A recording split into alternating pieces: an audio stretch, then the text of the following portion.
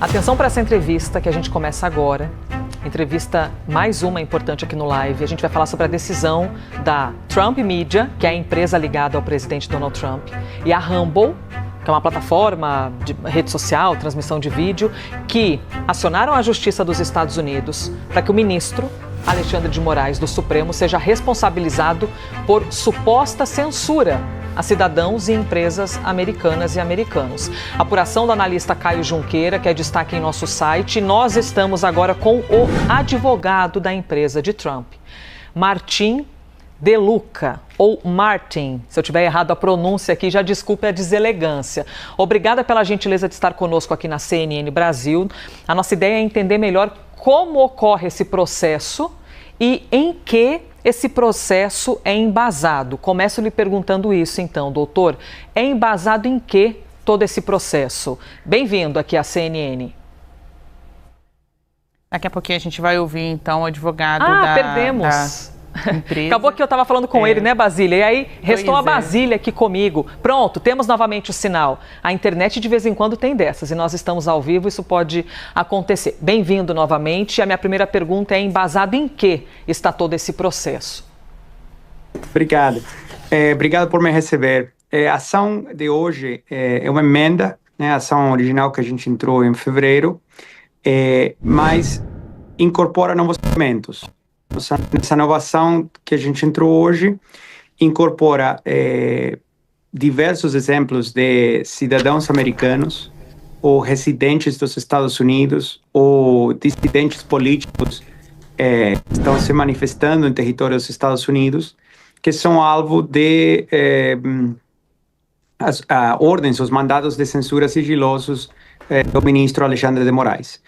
Também incorpora as referências sobre o que tem se desenvolvido com o Departamento do Estado, com um pouco as sanções que foram anunciadas ontem com juízes da Corte Penal Internacional, e, finalmente, com a carta do Departamento de Justiça dos Estados Unidos, encaminhada para o ministro, na qual explica detalhadamente porque, baixo a lei americana e baixo os tratados bilaterais entre Brasil e os Estados Unidos, as ações do ministro estão fora da lei.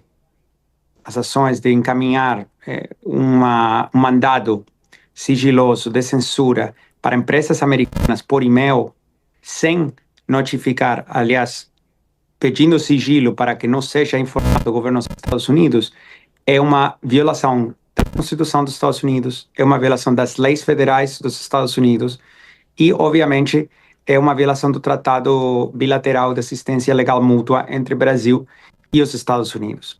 Então, a nova ação emenda para responsabilizar o ministro por essas ações e o que acontece? Quando um funcionário público está atuando de uma forma que a pessoa sabe que é ilegal, que está fora dos seus poderes, né, como funcionário público, então isso é conhecido juridicamente como atos ultra vires, né? Quer dizer que você está atuando fora da sua autoridade legal.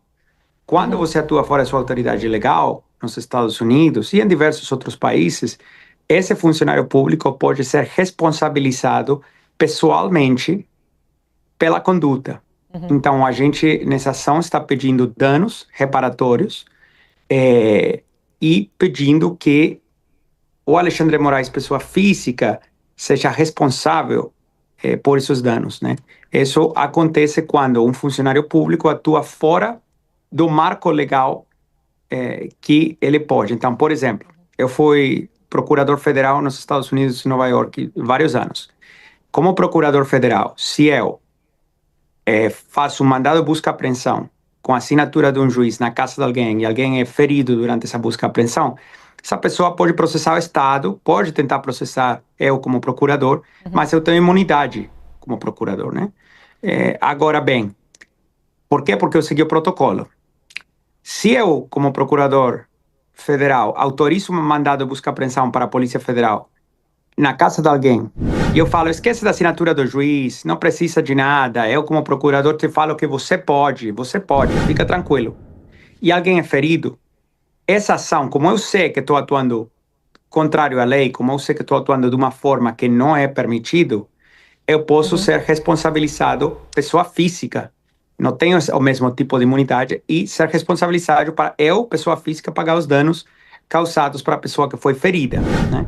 Ou Então, seja, aqui o que temos é uma... tem outros... Isso, por favor, Basília. É isso, até para a gente não perder o sinal do senhor. Tem outros processos, né, também movidos pela Trump Media e a Rumble contra o ministro Alexandre de Moraes. Essa notícia de que os senhores buscaram o tribunal na Flórida para questionar atos supostamente de censura do ministro do Supremo Tribunal Federal, ela já se repete há um tempo. Então, são ofensivas jurídicas dos senhores lá na Justiça dos Estados Unidos contra um membro do Judiciário brasileiro. Então, eu queria que o senhor explicasse para nós, inclusive, o que aconteceu. São quantas ações, quantos processos até aqui, seja no caráter original ou de adendo, os senhores já apresentaram contra o ministro Moraes na Justiça americana, e qual a viabilidade disso, de uma condenação vir em 2025?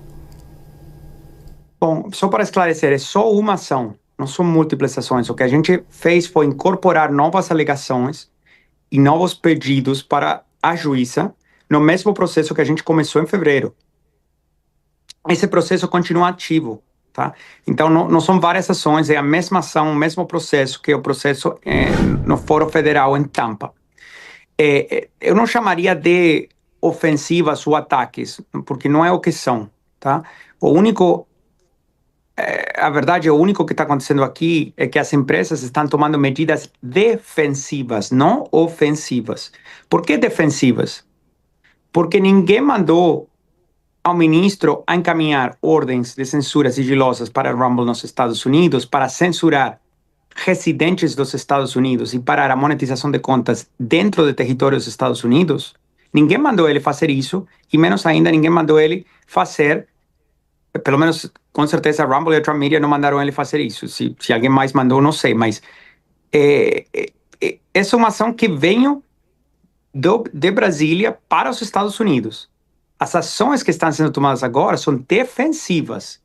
Primeiro, a gente pediu que seja invalidado e reconhecido que essas leis não são executáveis, que os mandados não são executáveis, que os mandados são ilegais.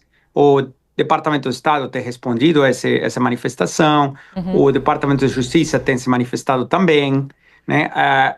E, obviamente, o ministro é bem-vindo a apresentar uma defesa, a explicar por que ele acha que as ações dele, né, no caso da Rumble, cumprem com os tratados internacionais Brasil, Estados Unidos, que todo o resto do judiciário brasileiro respeita todos os dias, tá?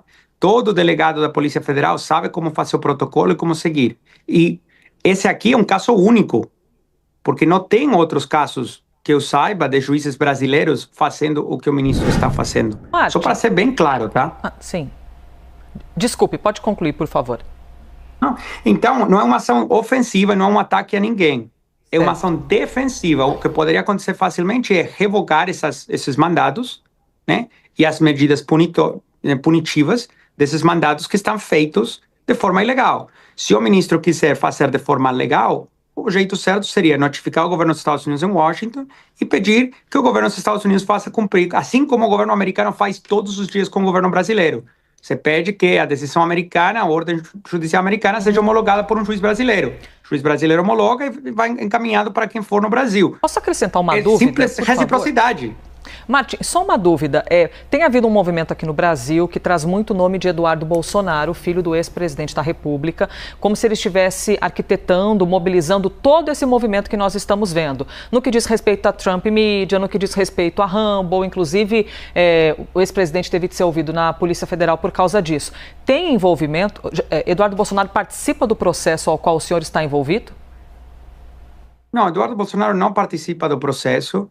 Quem participa do processo hoje é Trump Media, Rumble e Alexandre de Moraes.